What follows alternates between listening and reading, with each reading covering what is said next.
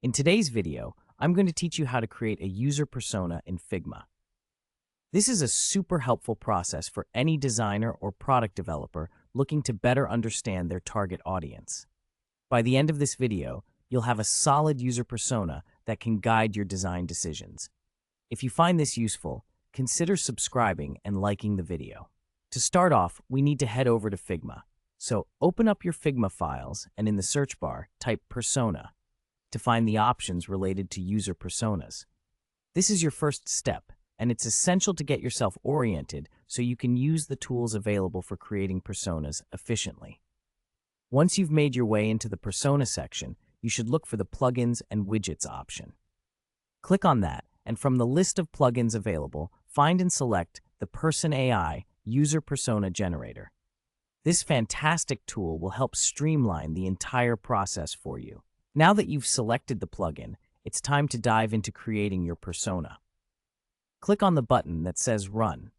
This will activate the generator and prepare it for you to input your information. At this stage, you'll want to enter some key details about your product.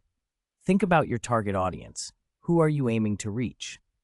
Be as specific as possible with the details you provide, including your region and any additional characteristics that would help further define your ideal user.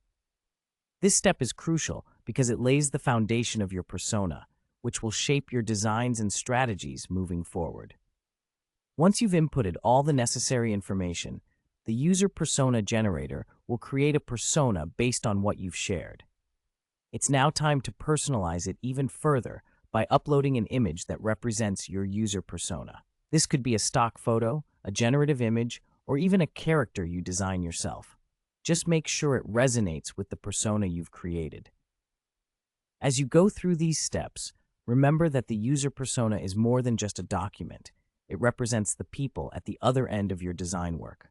So, take the time to think deeply about your entries and how they reflect your audience's needs and behaviors.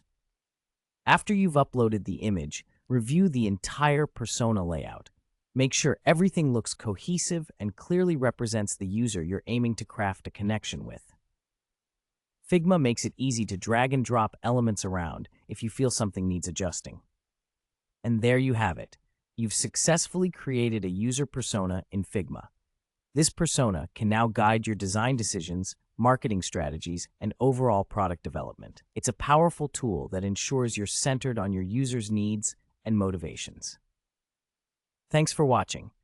If you found this tutorial helpful, don't forget to like the video and subscribe for more content like this.